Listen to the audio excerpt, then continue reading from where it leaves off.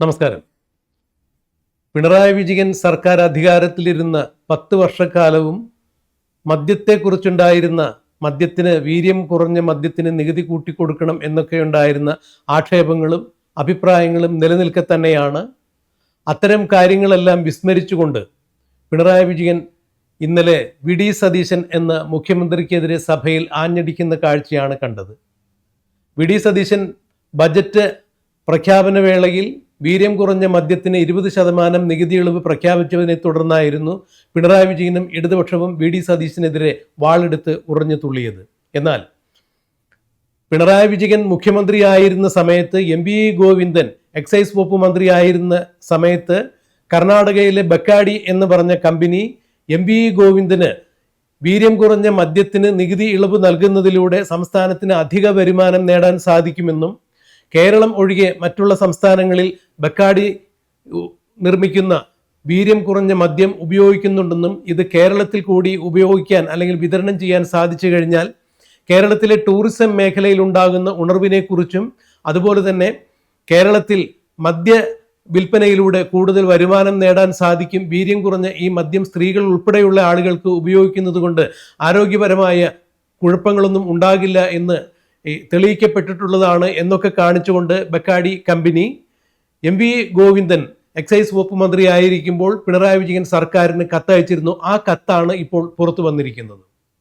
VD. Satheesan വീര്യം കുറഞ്ഞ മദ്യത്തിന് ഇളവ് നൽകിക്കൊണ്ട് ബക്കാടി കമ്പനിയുടെ 2 വീര്യം കുറഞ്ഞ മദ്യങ്ങൾ കേരളത്തിൽ വിതരണം ചെയ്യുന്നതിന് വേണ്ടി കർണാടകയിലെ ബക്കാടി കമ്പനിയിൽ നിന്നും കൈക്കൂലി വാങ്ങിയിട്ടുണ്ട്. അത് എത്രയാണ് എന്നാണ് വ്യക്തമാക്കേണ്ടത് എന്നൊക്കെ മുൻ എക്സൈസ് വകുപ്പ് മന്ത്രിയായിരുന്ന എം.ബി. രാജേഷ് കൂടി ഇത്തരം വിവാദങ്ങൾക്ക് തിരികൊളുത്തിയതോടുകൂടി പിണറായി വിജയൻ 2 വട്ടം കേരളം ഭരിച്ചിരുന്നു. ഒന്നാം പിണറായി വിജയൻ സർക്കാരിൻ്റെയും 2ാം പിണറായി വിജയൻ സർക്കാരിൻ്റെയും കാലത്തുണ്ടായിരുന്ന എക്സൈസ് വകുപ്പുമായി ബന്ധപ്പെട്ട എല്ലാ ഫയലുകളും വിളിച്ചു വരുത്തിക്കൊണ്ട് തന്നെയാണ് രേഖകൾ സഹിതം വി.ഡി. സതീശൻ പിണറായി വിജയനെയും എം.വി. ഗോവിന്ദനെയും എല്ലാം പഞ്ഞിക്കിടുന്ന കാഴ്ച നിയമസഭയിൽ ഇന്നലെ നാം കണ്ടത്.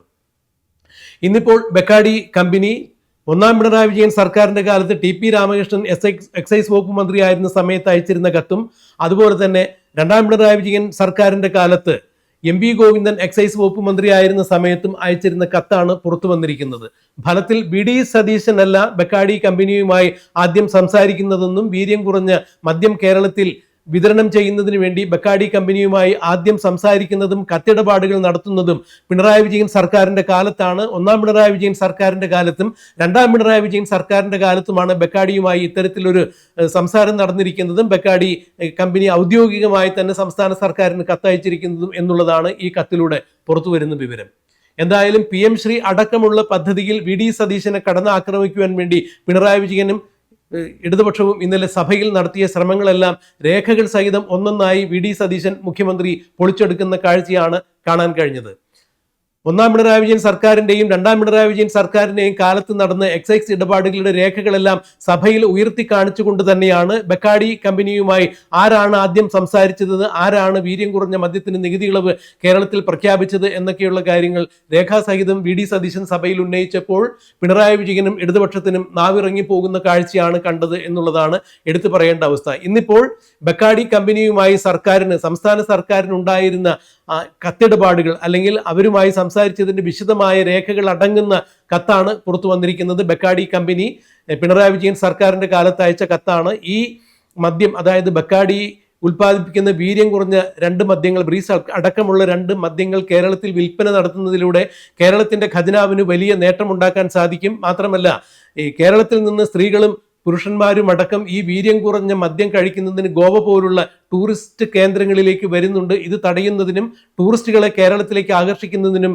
ഈ ബക്കാടിയുടെ വീര്യം കുറഞ്ഞ മദ്യം വിതരണം ചെയ്യുന്നതിലൂടെ കേരളത്തിന് വലിയ സാധ്യതകളാണ് സൃഷ്ടിക്കാൻ പോകുന്നത്. ടൂറിസം മേഖലയിലും വ്യവസായ മേഖലയിലുമെല്ലാം ഈ മദ്യവിൽപ്പനയിലൂടെ വലിയ ലാഭം കൊയ്യാൻ സാധിക്കും എന്ന് കാണിച്ചുകൊണ്ട് അയച്ച കത്താണ് ഇപ്പോൾ പുറത്തു വന്നിരിക്കുന്നത്. എന്തായാലും ഈ കത്ത് പുറത്തു വന്നതോടുകൂടി വീര്യം കുറഞ്ഞ മദ്യം കേരളത്തിൽ നികുതി ഇളവ് കൊടുത്തതിന്റെ പേരിൽ വി.ഡി. സതീശനെ ക്രൂശിക്കാൻ ഇറങ്ങിത്തിരിച്ച പിണറായി വിജയനും ഇടതുപക്ഷവും വെട്ടിലായിരിക്കുന്നു എന്ന് തന്നെയാണ് ഇതിലൂടെ ചൂണ്ടിക്കാണിക്കാൻ സാധിക്കുക.